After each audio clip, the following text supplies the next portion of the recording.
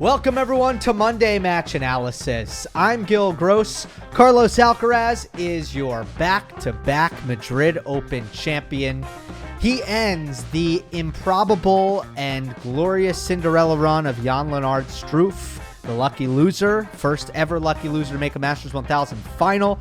Beats him in 3 sets. Struff really solidified and crystallized his worthiness of being in that final because he made Alcaraz extremely uncomfortable and provided a very, very entertaining final. But ultimately, the hometown Carlos Alcaraz, home country, not hometown, prevails for a second year in a row in Madrid. And I'm looking forward to breaking it down. After I'm done breaking down the match, I do want to talk about a couple of the missteps that the management of the tournament made. Because it's too funny not to talk about. I'm very amused by it, and I need to talk about it because it's funny, and I really can't believe what I saw last week.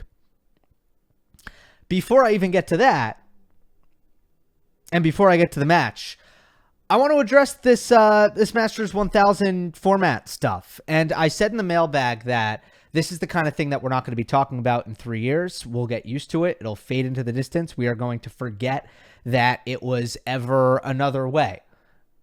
Not completely forget, but believe me, we will go through all of these tournaments without really thinking about it much at all. But for now, we're being introduced to these new changes, and there is quite a bit of things that are different, that feel different. And some of them are, I think, unintended effects that are kind of interesting to watch play out. So let me just run through them real quick. First of all, the obvious one, our guy Struff here would not have made the cut for qualifying.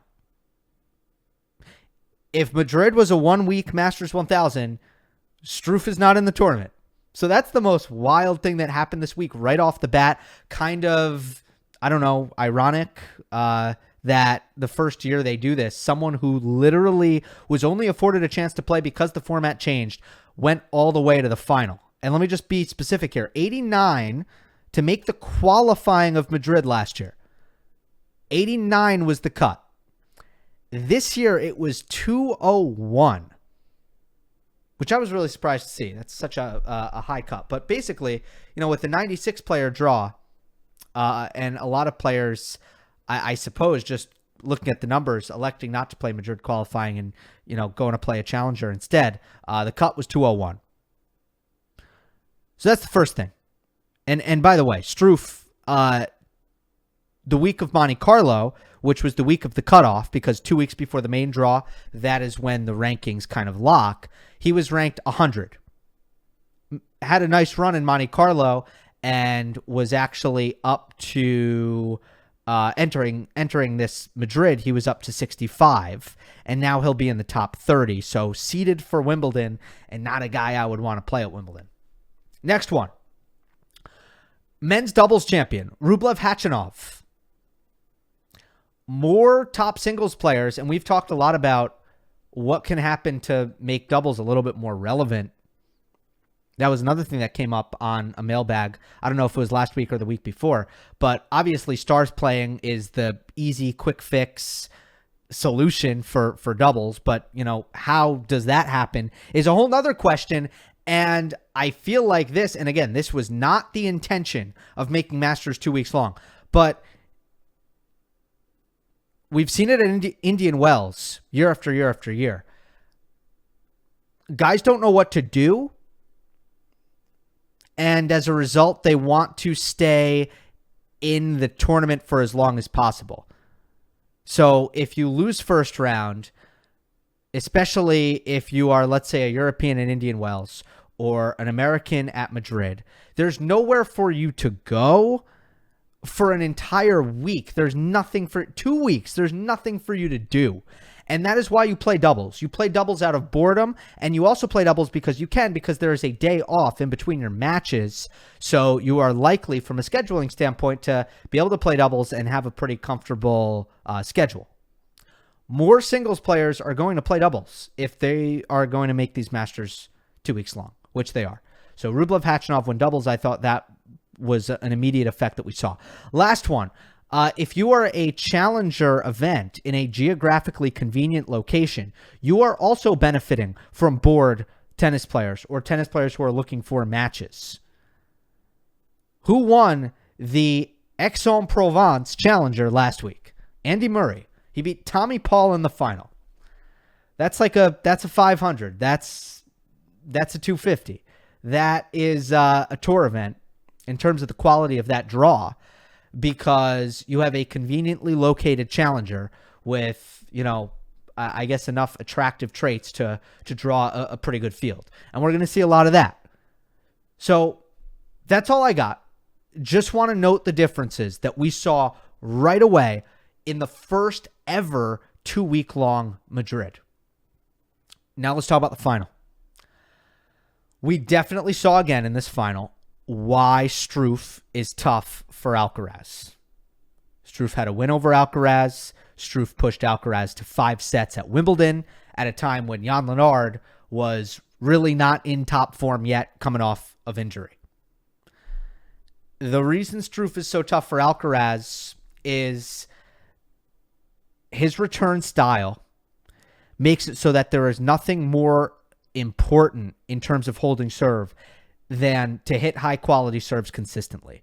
And that might sound almost ridiculously obvious. Like, yeah, you want to hit good serves to hold serve. But for Struff, there's more emphasis on the serve itself. There's less emphasis on everything that comes after the serve. There is a hyper focus on the serve because if you hit a bad one, you are punished. And if you hit a good one, you've likely won the point flat out because either you got a free point or you have Jan-Lennard Struff defending, which he's not going to beat you with his defense, right? So it's all about the serve itself. And that's the one thing that Carlitos is still not great at. Hitting quality serves, first serves especially, over and over and over again. The other thing is Alcaraz made more errors than usual in this match because he craves control over the point. Alcaraz craves control. And in order to have control over the point when you're playing Struff, because Struff craves the same thing, you have to keep the ball close to the lines. You are not going to be able to give him a lot of neutral balls, or he is going to take control away from you. He is going to take it to you with his pace off of both wings and with his net rushing. So Alcaraz, because of his nature, he wants control. He wants to dictate. He was a little bit edgy in this match, and he made 31 unforced errors. But that is all about the pressure that Struff applies, both on the return of serve and in rally. It's about the pressure he applies. He deserves tons of credit for all of that. So going back to kind of the first point that, well, Alcaraz needs to find serves that work. Let's start with what Alcaraz did on serve. I don't think it looked good in the first set. I don't. He won the first set, but not because of his serve. I thought he gave Struff way too many looks. I think he got attacked successfully very, very often off of the Struff return in the first set. In the second set, a lot of the same, especially in the one game that Struff broke, and that was all that he required in that second set. And then in the third set, Alcaraz solved it. And the way he solved it was he found the 2 serves that worked. Ideally, if Carlitos was a great server, he would have multiple serves working on both the deuce and the ad. He would have a lot of options. But as the match progressed and he, worked on using a couple different serves, it turned out only 2 serves worked. I'll get there in a moment. Let's take a look at the graphics. If you're watching on YouTube, you're going to be able to see this. On the ad side in the first set, this was Alcaraz's spread. You can see a couple of serves, 3 serves T, about 5 serves wide, about 5 serves body. And then so basically he's favoring the backhand side of Struff, but look at the spots. They're not good. They're not into the body. They're not close to the sideline. You can see the two balls, the gold balls are the points that he won. The two balls that he actually put close to the line, he won. He won those points. And then there were a lot of red balls you see, which are points that he lost, which are just not in good locations. And now we look at the deuce side, still in the first set. And again, he's mixing up his serves. Yes, 50% to the body. That's the majority, but there's still 21% going T, 29% going wide. And he's not finding great success here, although he was better on the deuce side in the first set, but he doesn't really know exactly what he wants to do. And again, a lot of these spots, some of them did successfully get into the body, especially when there was depth in the service box, but also many of them just missed their mark and gave Struff a good look at an attackable return. And Struff is one of the rare players in men's tennis who on a first serve return, if the ball is in the strike zone, he's going to attack. Now let's go to the third set. Do you kind of see the difference here in the ball location? He only goes once T. That was when he was serving for the match, and it was on the second point, and he hit an ace. The one time he went T, he hit an ace. Other than that, every serve went wide, and he went to the one serve that he can consistently locate, which is the kick serve.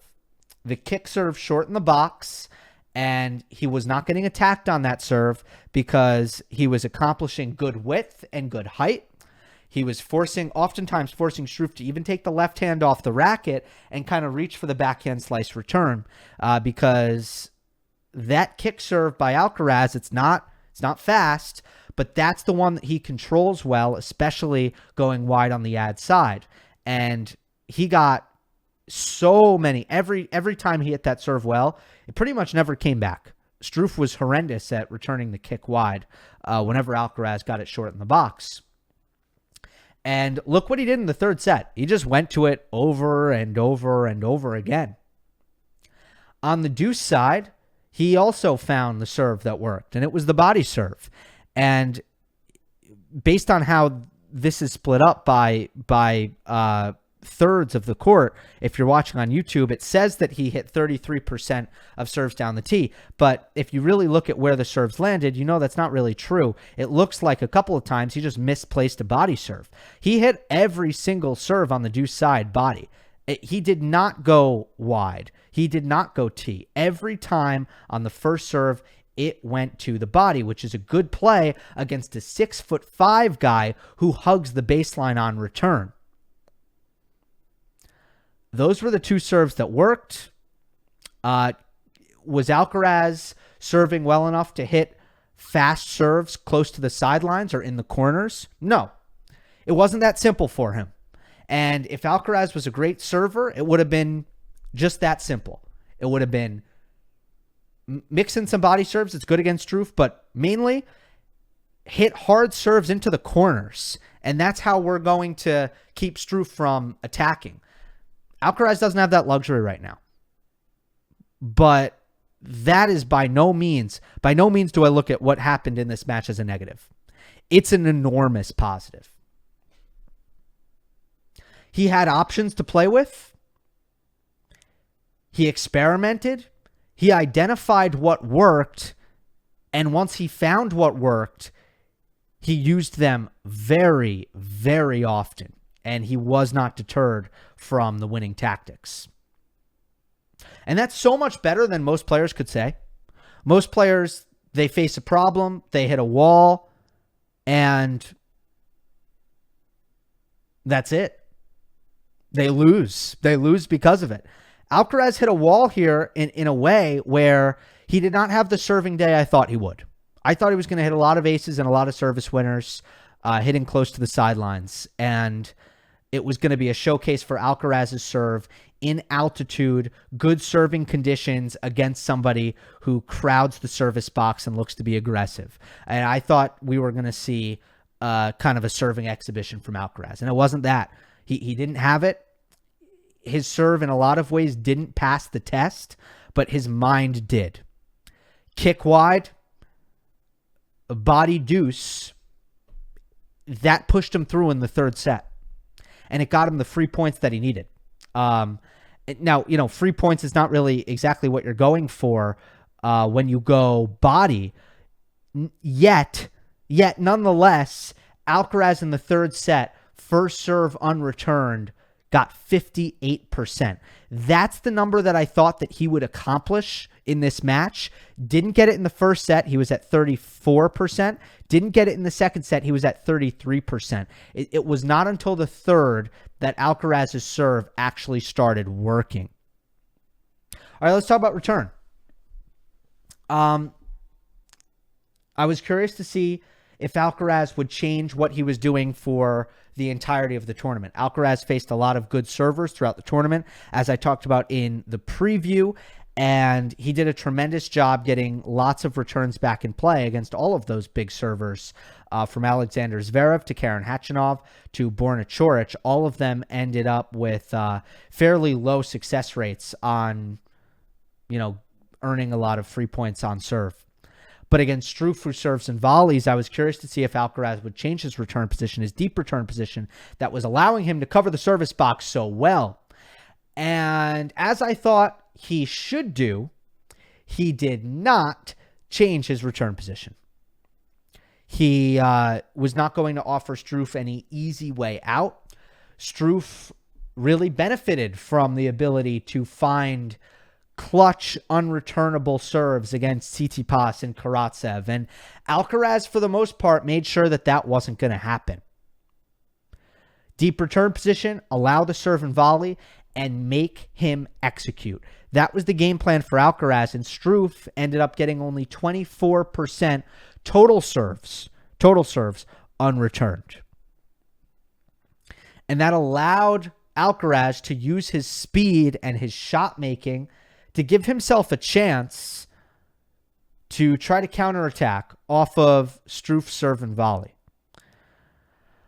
The break point in the third set, big break point, was a great example of this. Struff serve and volleyed.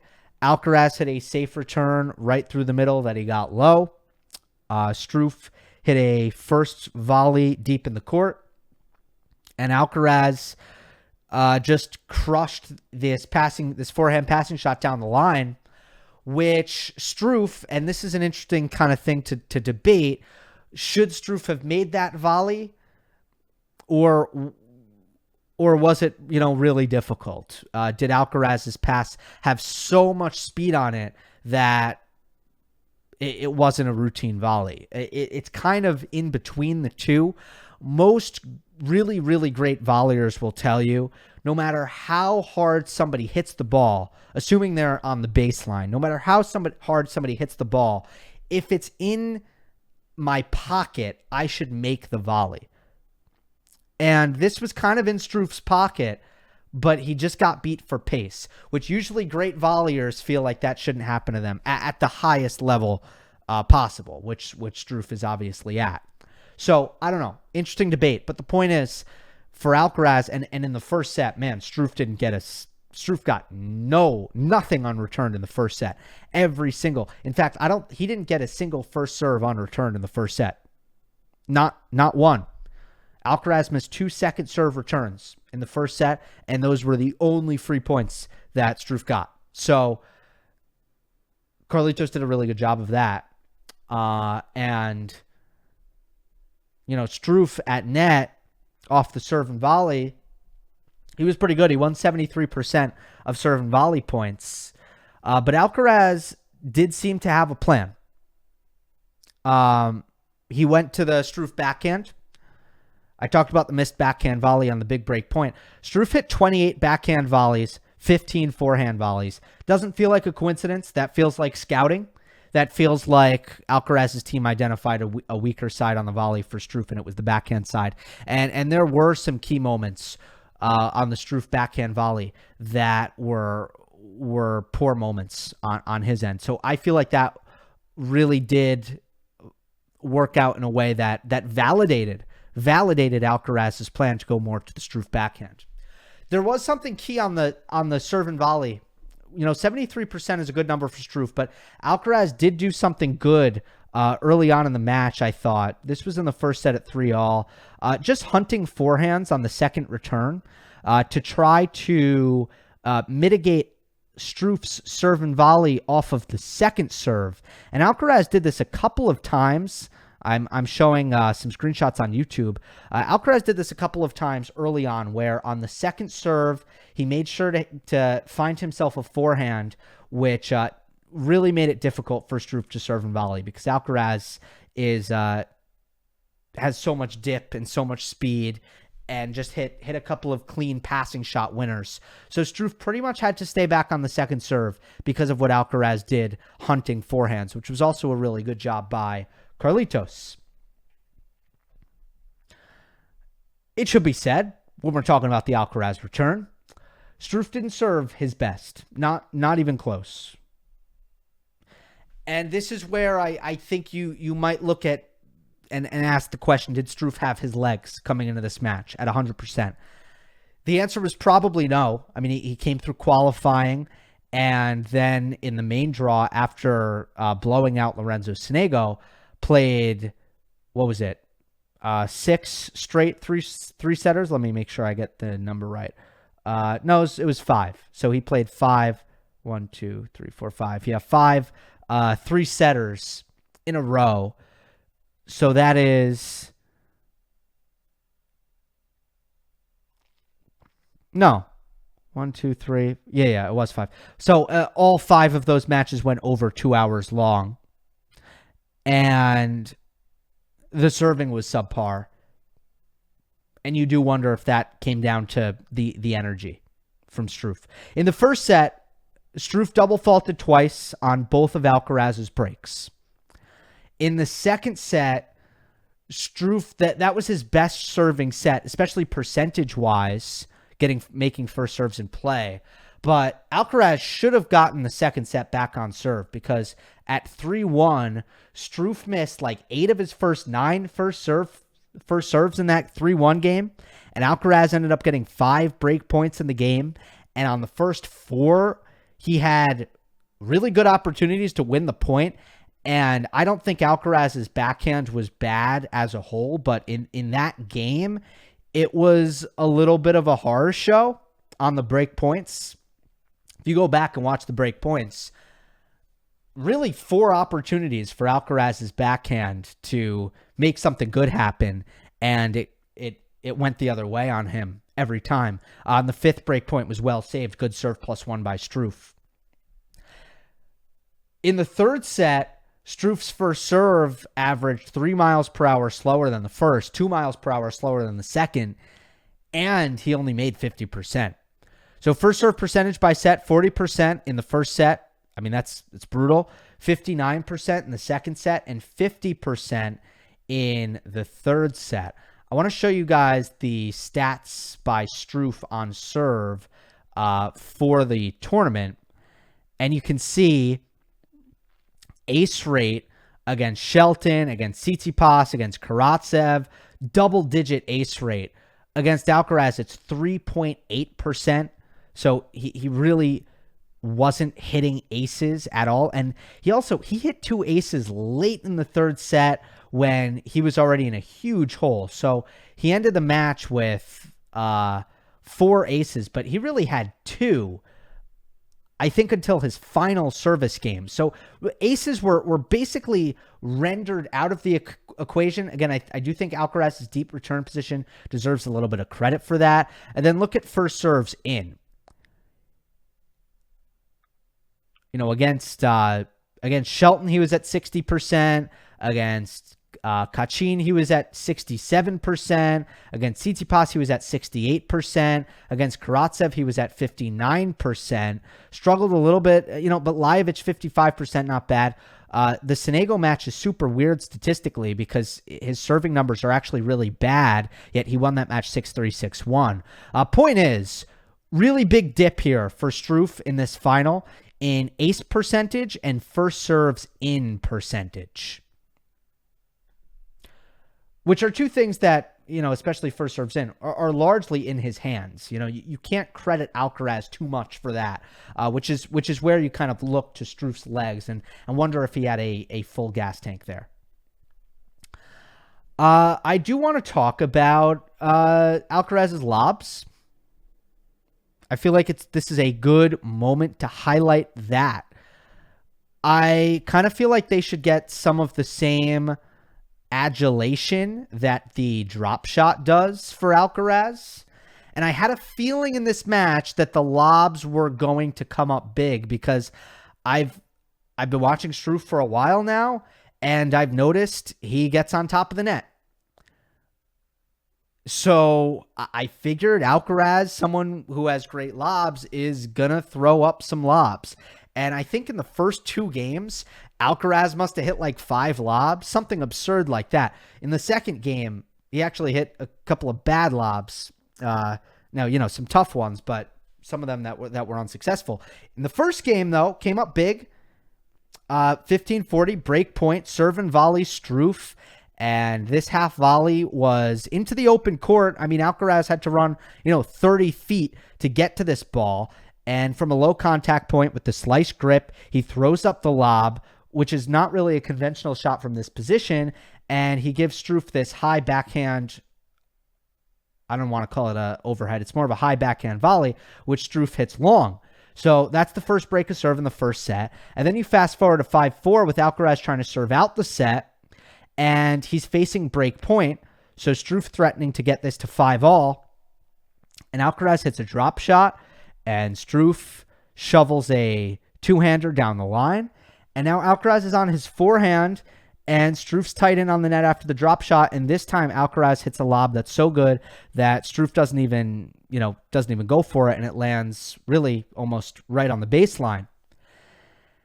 And it's very rare for players to have good lobs on their forehand side. Maybe it's because the passing shots are generally really good on the forehand, so players just don't train the lob, don't have those repetitions because they're always trying to just blow it right by because they can. But Alcaraz is super comfortable both on the forehand and the backhand lob, and I think that the skill set is the same as the drop shot. Alcaraz does an awesome job of feeling where his opponent is on the court. And that's part of what makes his drop shots great, is that he knows when to hit them because he feels his opponent's court position. And it's the same thing with his lobs. He has an awareness, a court awareness about him that's very, very special. And I think an awesome superpower to have in the game of tennis. And then obviously the execution side of things has a lot to do with your feel in your hands. And again, I don't think it's dissimilar to the drop shot. And although I think, obviously because of the mechanics of modern tennis in a way, we're going to see more Alcaraz drop shots than we will lobs all the time.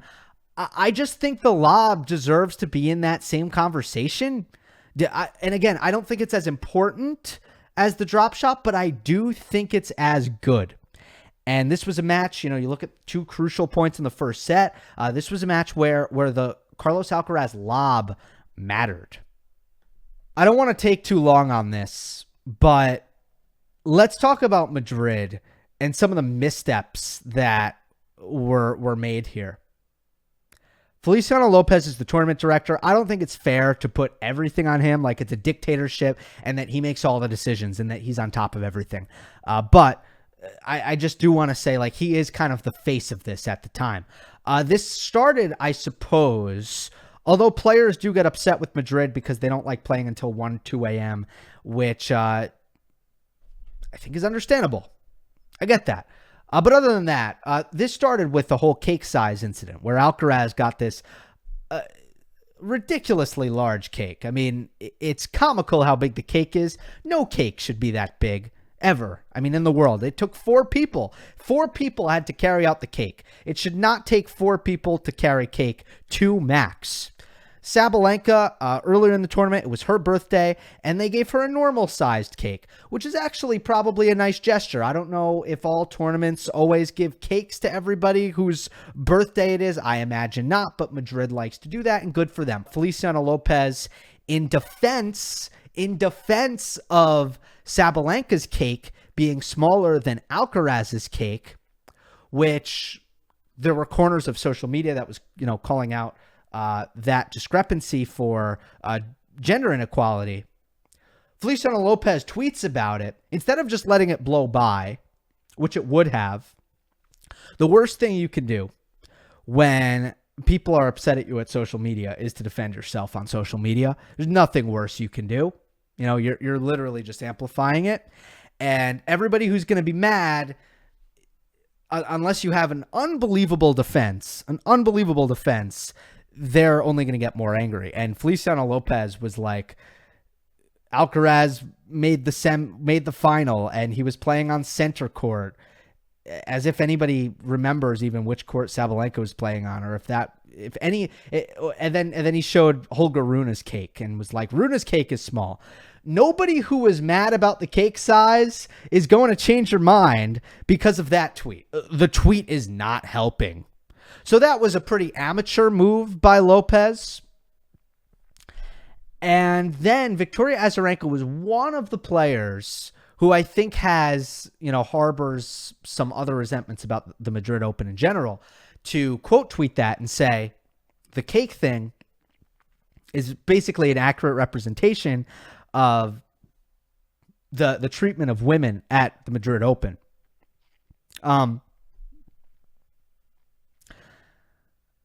Victoria Azarenka and Beatriz Haddad Maia made the doubles final against Goff and Pegula.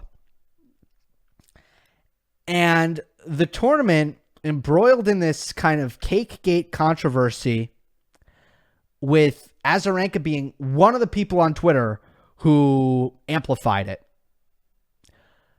The tournament did not let the players address the crowd after the doubles final, after the women's doubles final. They didn't give them a microphone because they were afraid of what they were going to say.